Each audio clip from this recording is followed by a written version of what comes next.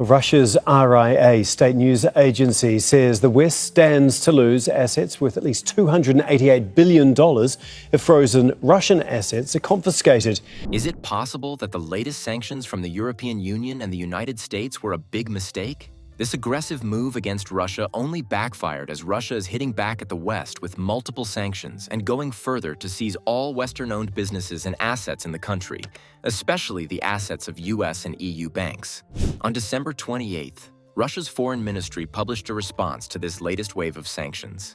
In this response, several consequences were listed which would be implemented as revenge against the US and EU. What would these sanctions lead to, and how would the West respond to these sanctions? All the details will be explained in this video. On December 16, 2024, the European Union released a new set of sanctions against Russia. This latest set of economic restrictions makes it the 15th sanctions package enacted against the Kremlin since 2022, which aims to further isolate Russia economically and politically. Now that Putin's government has responded with countermeasures, it is estimated that over $280 billion worth of Western assets would be targeted. These are assets within the Russian borders. We enter into a new phase of geopolitical tensions between the United States, the EU, and Russia. How is this going to affect both sides? Interestingly, the West has a substantial advantage in terms of the value of Russian assets it has frozen compared to the assets Russia can seize from Western entities. As of recent estimates, the West has frozen approximately $300 billion in Russian central bank reserves and other assets globally.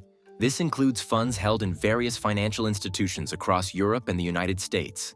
European banks hold the largest share, about 207 billion euros in Europe. American institutions are next with $67 billion in US dollars, followed by $37 billion in British pounds in UK banks. Japanese financial institutions are holding $36 billion in yen, while smaller amounts, like $19 billion in Canadian dollars and $6 billion in Australian dollars, are held elsewhere. These funds are usually invested in foreign securities, bank accounts, or transactions, making them easy for Western governments to identify and lock down. And what about the oligarchs? In addition to state reserves, Russian billionaires have faced a crackdown. Their yachts, luxury estates, and even private jets have been seized. For instance, Germany took control of Alisher Usmanov's $750 million yacht and his $90 million in real estate. Over in Jersey, authorities froze $7 billion in Roman Abramovich's investments. Italy seized the stunning Sardinian villa of Nikita Mazepin, valued at over $114 million. Other European countries like France and Spain have confiscated properties and yachts belonging to Russian elites. Altogether, these seizures add up to about $58 billion. The West used strict sanctions and legal tools to freeze these assets. Governments coordinated through a task force called REPO, which means Russian elites, proxies, and oligarchs, to track and seize wealth across borders. Banks played a major role in identifying and holding Russian funds as required by law.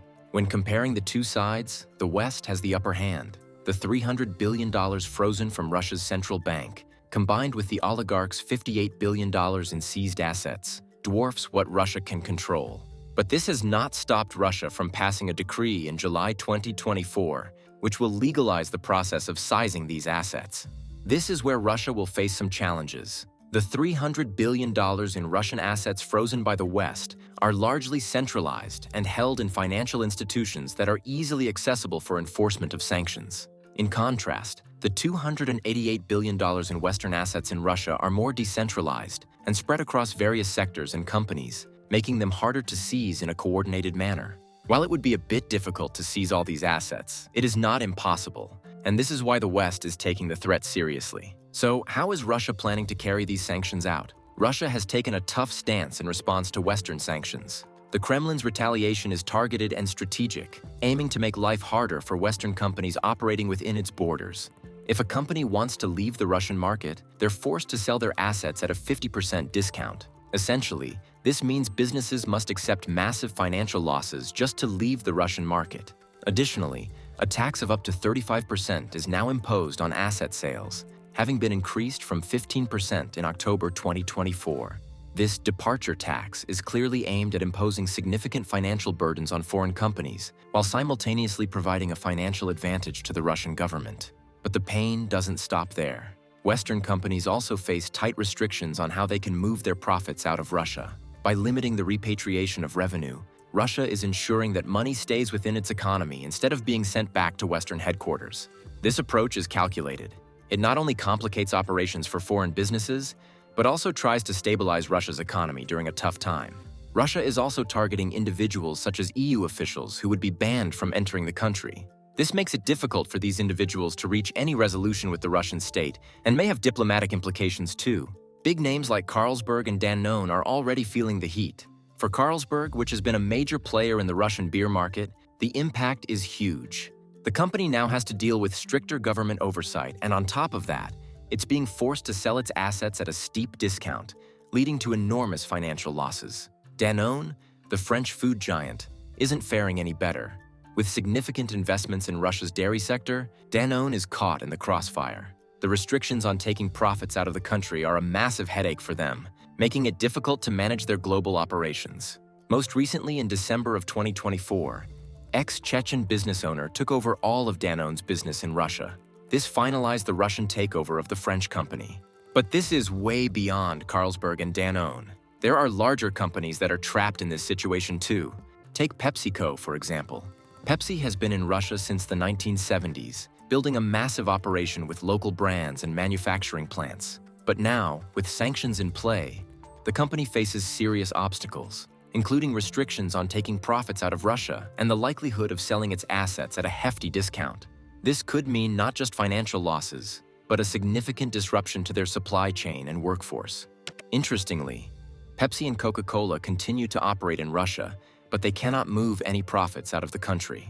Similarly, ExxonMobil, which poured billions into Russia's oil and gas sector, had to leave without taking any assets out.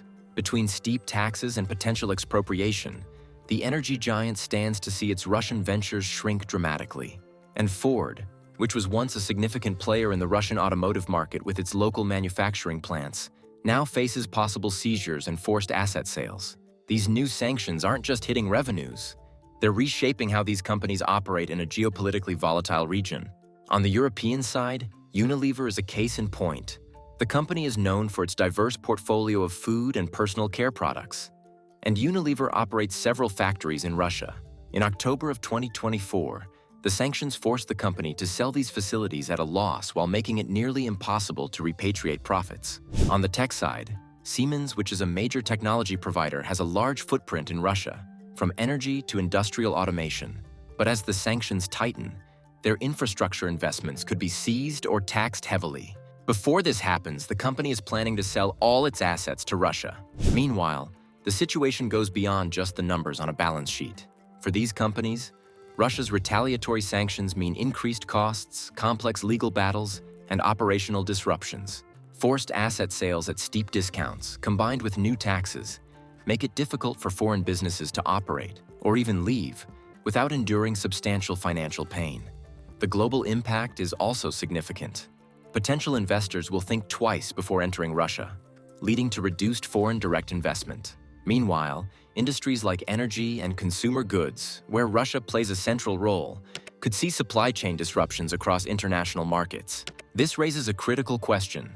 How will these challenges reshape the long-term strategy of Western companies in Russia? Will they adapt to the new reality or retreat entirely, leaving behind a market once filled with opportunity? The impact of Russia's measures extends far beyond individual companies. According to some reports, Russia is increasingly focusing on domestic resources and self-sufficiency, abandoning hopes for foreign investments. However, the consequences may not remain confined to the local economy. Will these economic shocks stay within Russia, or will they lead to global shifts in business strategies, forcing adaptation to volatile regions? By targeting Western corporations, Russia is sending a clear message that it has no intention of bowing to economic pressure. This move exacerbates already strained relations with the West, while signaling a readiness to escalate the economic standoff. In a recent press conference, President Vladimir Putin emphasized that Russia has become a stronger economy because it has learned to be independent from the West. The sanctions have only helped Russia to develop its market and find alternatives that help it bypass Western sanctions. Diplomatic relations, which were already strained due to the conflict in Ukraine, are likely to suffer even further. This growing tension sets the stage for deeper geopolitical isolation for Russia. As Western companies pull out, Russia risks becoming increasingly detached from the global economy, a position that could lead to long-term economic stagnation. And then there's the potential for escalation. With each side introducing new economic measures, the risk of a full-scale economic war seems to be getting more serious. The European Union has responded to Russia's aggressive economic measures with a calculated and strategic counteroffensive. These measures aim to protect European companies from financial losses and operational chaos. At the same time, they show the EU's commitment to shielding its economic interests while standing against external pressures. But how effective will these measures be in the long run? And can they truly neutralize the effects of the escalating economic conflict? The key element of the EU's 15th sanctions package, adopted in December 2024, is the protection of European companies. One of the most notable protections is the ban on enforcing Russian court orders within the EU. This essentially nullifies any attempts by Russian authorities to seize European assets or impose financial penalties through its judicial system. By refusing to recognize these orders, the EU shields its businesses from potentially devastating legal and financial repercussions. Recognizing the difficulty of leaving the Russian market, the EU has also granted extended deadlines for market exits. To create room for dialogue and reassessment, the EU is extending its wait till 2025 before any new sanctions will be put on Russia.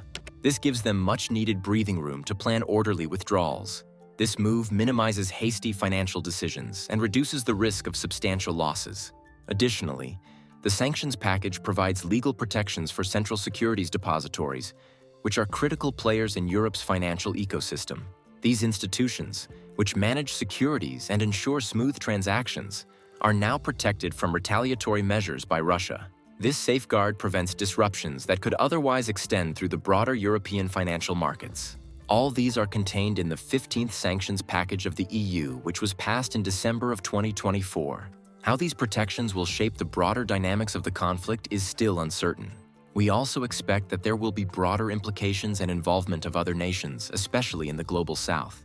These sanctions and counter-sanctions only destroy trust in doing business with the West, and as Russia responds, foreign investors will become more fearful of investing in any of the countries involved. Will this escalating cycle of retaliatory measures spiral out of control, or will diplomacy prevail before the global economy bears the full impact of this conflict? The outcome could reshape how nations navigate economic and geopolitical power for years to come. If you found this video insightful, be sure to check out more on our channel for in-depth analyses of global economic trends. Don't forget to subscribe and stay updated on the latest developments. Thanks for watching, and see you in the next video.